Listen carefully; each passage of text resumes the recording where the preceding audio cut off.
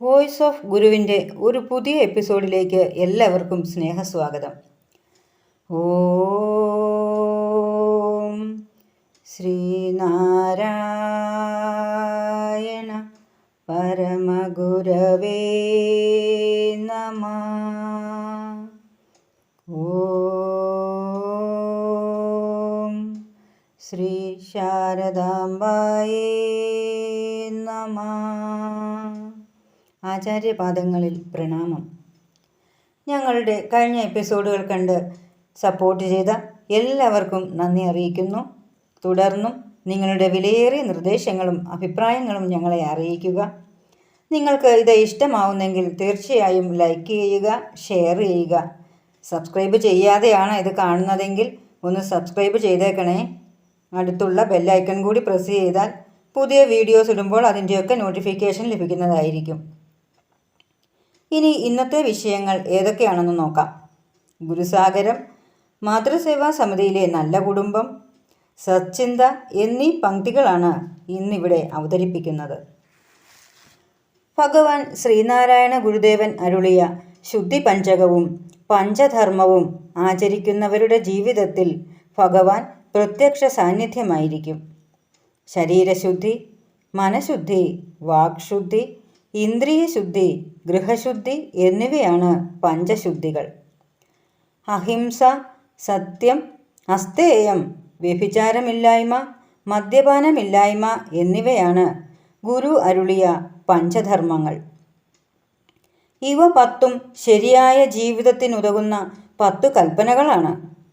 മോക്ഷസിദ്ധിയാണ് ഇവ പാലിച്ചു ജീവിക്കുന്നവർക്ക് ലഭിക്കുന്നത്. അങ്ങനെ ധർമ്മം ആചരിച്ച് ജീവിക്കുന്നവരുടെ എണ്ണം ഈ ലോകത്ത് വർദ്ധിച്ചാൽ മാത്രമേ അധർമ്മം ഇല്ലാതാവുകയുള്ളൂ. ശ്രീനാരായണ ധർമ്മം എന്നത് പഠിക്കുക മാത്രമല്ല, അത് ആചരിച്ച് ജീവിക്കുമ്പോഴാണ് എല്ലാവർക്കും ശാന്തിയും സമാധാനവും ലഭിക്കുന്നത്. അതിന് ഭഗവാൻ ശ്രീനാരായണ ഗുരുദേവൻ എല്ലാവരെയും അനുഗ്രഹിക്കട്ടെ എന്ന് പ്രാർത്ഥിക്കുന്നു. പഞ്ചശുദ്ധികളിൽ ഏറ്റവും പ്രധാനമായ ഒരു ശുദ്ധിയാണ് ഗൃഹശുദ്ധി എന്ന് പറയുന്നത്. ശരിയായ ഗൃഹശുദ്ധി പാലിക്കാൻ എന്തൊക്കെയാണ് വേണ്ടത് എന്ന് നോക്കാം. മിക്ക വീടുകളിലും കാണുന്ന ഒരു പൊതു കാഴ്ചയുണ്ട്. വീടും പരിസരവും വൃത്തിയാക്കാൻ ഒരാളും അഴുക്കാക്കാൻ മറ്റെല്ലാവരും. അടിച്ചു തൂക്കുന്നയാൾ മറ്റുള്ളവർ നടക്കുന്നതിൻ്റെ പിന്നാലെ വൃത്തിയുമായി നടക്കണം. വീട്ടിൽ അധികാരമുള്ളവർ പക്ഷേ അതൊന്നും ചെവിക്കൊണ്ടുവന്ന് വരില്ല.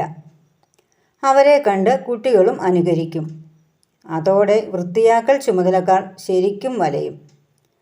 ഗൃഹശുദ്ധി ഒരു വീട്ടിലെ എല്ലാ അംഗങ്ങളും ഒരുപോലെ പാലിച്ചാൽ മാത്രം നടപ്പാക്കാൻ സാധിക്കുന്ന പഞ്ചശുദ്ധികളിൽ പ്രധാനമായ ഒന്നാണ്. എന്താണ് ശരിയായ ഗൃഹശുദ്ധിക്ക് വേണ്ടത്? ഇപ്പോൾ ഡിസൈൻ ചെയ്ത ഹൈജീനിക് അടുക്കളകളാണ് വീടിൻ്റെ വൃത്തിയുടെ പ്രധാന ഇടമായി കണക്കാക്കുന്നത്. കരിയും പുകയും പിടിച്ച പഴയ അടുക്കളകൾ ഇന്ന് അപൂർവമാണ്. വിറകടുപ്പുകളും അപൂർവമായി വരുന്നു. ടൈലോ ഗ്രാനൈറ്റോ കൊണ്ട് മൂടി പിടിപ്പിച്ച തറകൾ, വിലകൂടിയ ക്യാബിനുകൾ, ട്രേകൾ എന്നിങ്ങനെ കിച്ചൺ മോടിക്കായി മലയാളി ചെലവാക്കുന്ന പണം ചെറുതല്ല. ഇതൊന്നും സാധിക്കാത്തവർ തങ്ങളുടെ സാമ്പത്തിക പരാധീനതയാണ് ഗൃഹശുദ്ധി പാലിക്കാൻ കഴിയാത്തത് എന്ന് വിചാരിച്ച് നിരാശരാകും. എന്നാൽ ഗുരു വിവക്ഷിച്ച ഗൃഹശുദ്ധി ഇതൊന്നുമല്ല. ഒരു വീട് എന്നത് പലതരം വ്യവഹാരങ്ങൾ നടക്കുന്ന ഇടമാണ്. അതിനനുസരിച്ച് പലതരം ഊർജ നിലകൾ ഗൃഹാന്തരീക്ഷത്തിലുണ്ടാകും. അതിഥികളെ സ്വീകരിക്കുന്ന പൂമുഖം മുതൽക്ക് പൂജാതി കാര്യങ്ങൾ, ഭക്ഷണം പാകം ചെയ്യൽ, ഭക്ഷണം കഴിക്കൽ, പാത്രം കഴുകൽ, പരിസരം വൃത്തിയാക്കുന്ന ഉപകരണങ്ങൾ സൂക്ഷിക്കൽ, വളർത്തുമൃഗങ്ങൾ ഉണ്ടെങ്കിൽ അവയുടെ പാലന സംവിധാനങ്ങൾ, വാഹനങ്ങൾ കഴുകി സൂക്ഷിക്കൽ, തുണി കഴുകി വൃത്തിയാക്കൽ, ശൗചത്തിനായുള്ള ഇടം, ഉറങ്ങാനുള്ള ഇടം, വായിക്കാനും വിനോദം പറഞ്ഞിരിക്കാനുമുള്ള ഇടങ്ങൾ, ഇവയെല്ലാം ഒരു വീടുമായി ബന്ധപ്പെട്ട ഇടങ്ങളാണ്. അവ എത്രത്തോളം ആർഭാടകരമാണ് എന്നതല്ല ഗൃഹശുദ്ധിയുടെ മാനദണ്ഡം. അവ ഓരോന്നും കൂടിക്കുഴയ്ക്കാതെ പ്രത്യേകം ഇടങ്ങളായി പാലിക്കുക എന്നതാണ്. ഭക്ഷണം കഴിക്കാൻ നിശ്ചയിച്ചിരിക്കുന്ന ഇടത്തു മാത്രം ഇരുന്ന് ഭക്ഷണം കഴിക്കുക. ഉറങ്ങാനായി ബെഡ്റൂം ഉപയോഗിക്കുക. പൂജാമുറി മറ്റെല്ലാ വ്യവഹാരങ്ങളിലും കൂടിക്കുഴയാത്ത ഇടമായി പരിപാലിക്കുക. കുളിച്ച് വൃത്തിയായും വൃത്തിയുള്ള വസ്ത്രങ്ങൾ ധരിച്ചും മാത്രം പൂജാമുറിയിൽ പ്രവേശിക്കുക. പുറത്തു പോയിട്ട് വന്നാൽ കുളിക്കാതെ പൂജാമുറിയിൽ പ്രവേശിക്കരുത്. പുറത്തു സഞ്ചരിക്കാൻ ഉപയോഗിച്ച വസ്ത്രവുമായി പൂജാമുറിക്കുള്ളിൽ കടക്കരുത്. പാചകത്തിനായി സാധനങ്ങൾ അരിയുന്നതും കഴുകുന്നതുമൊക്കെ അടുക്കളയിലും വർക്ക് ഏരിയയിലും ചെയ്യുക. മറ്റു മുറികളിൽ ഇരുന്ന് അതൊന്നും ചെയ്യാതിരിക്കുക. ലിവിംഗ് റൂം അതിഥികളെയും പുറത്തുനിന്നു വരുന്ന ബന്ധുക്കളെയും സ്വീകരിക്കുന്ന ഇടമാണ്. ഇവിടെ ഇരുന്ന് TV കാണുകയോ സൗഹൃദം പങ്കുവയ്ക്കുകയോ ആവാം. ഭക്ഷണം കഴിക്കാനും കറിക്കരിയാനും ഉറങ്ങാനുമൊന്നും ഉപയോഗിക്കാതിരിക്കുക. ഓരോ പ്രവൃത്തിക്കും അതിൻ്റേതായ അന്തരീക്ഷം പാലിക്കുക. ഓരോ പ്രവൃത്തിയും നാം അറിയാതെ അതിൻ്റെ സൂക്ഷ്മമായ ഊർജത്തെ പുറന്തള്ളുന്നുണ്ട്. അതിൻ്റെ ഇടങ്ങൾ കൂടിക്കുഴഞ്ഞാൽ വീടിൻ്റെ ഊർജനിലയ്ക്ക് സ്ഥിരതയില്ലാതെയാകും. അത് അംഗങ്ങളിൽ അഭിപ്രായ സ്ഥിരതയില്ലായ്മ ഉണ്ടാക്കും. കലഹത്തിനും ആശയപ്പൊരുത്തക്കേടിനുമൊക്കെ കാരണമാകും. വീട്ടിലെ എല്ലാ അംഗങ്ങളും വീടും പരിസരവും വൃത്തിയാക്കുന്നതിൽ ഒരേപോലെ ഉത്തരവാദിത്തം വഹിക്കണം. എടുക്കുന്ന സാധനങ്ങൾ കൃത്യമായി എടുക്കുന്നിടത്ത് വയ്ക്കാൻ ശ്രമിക്കുക. വീട് അഴുക്കാകാതിരിക്കാൻ എല്ലാവരും ജാഗ്രതയോടെ പെരുമാറുക. കുട്ടികൾ കുറച്ചു മുതിർന്നാൽ അവരെ ഇത് കൃത്യമായി പാലിക്കാൻ ശീലിപ്പിക്കുക. ഓരോ അംഗങ്ങൾക്കായി ഓരോ ഏരിയ വീതം വെച്ച് വൃത്തിയാക്കൽ ഏൽപ്പിച്ചാൽ കുറച്ചുകൂടി ആയാസരഹിതമായി ഗൃഹശുദ്ധി പാലിക്കാം.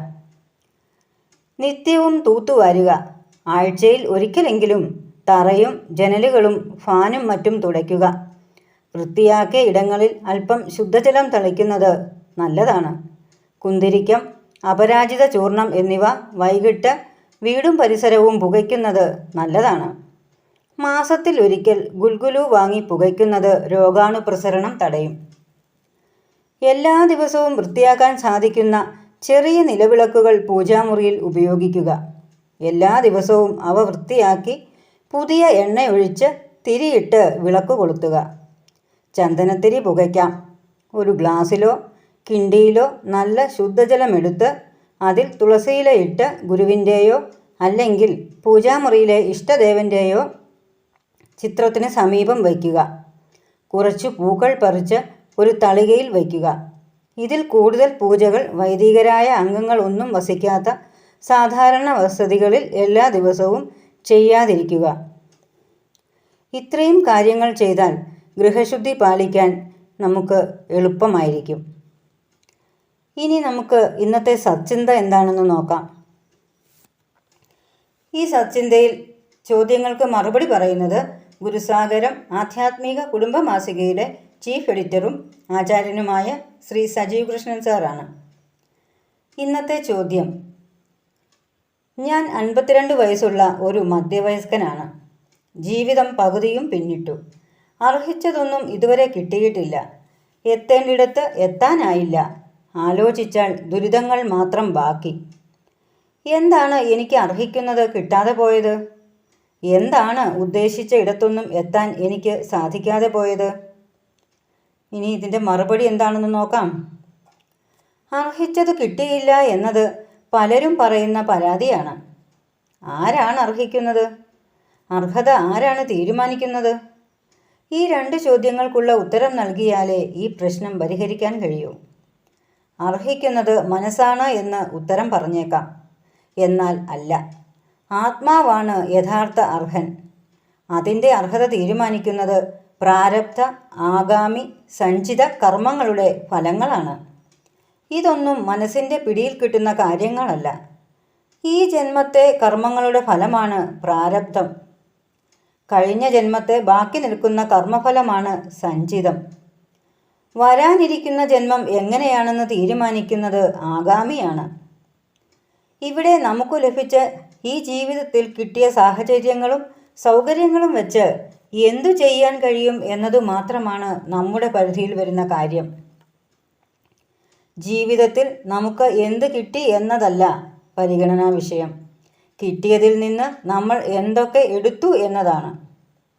അതിനാണ് ഗുരു ഉപദേശിക്കുന്നത് പൊരുൾ തിരഞ്ഞു തേറിടണം എന്ന്. കിട്ടുന്നതിൽ കല്ലാണ് അധികമെങ്കിൽ അതിൽ നിന്ന് നെല്ലു മാത്രം തിരയണം. നെല്ലാണ് അധികമെങ്കിൽ കല്ലു തിരഞ്ഞു മാറ്റണം. കല്ലു മാത്രമായോ നെല്ലു മാത്രമായോ ആർക്കും ഒന്നും കിട്ടാറില്ല.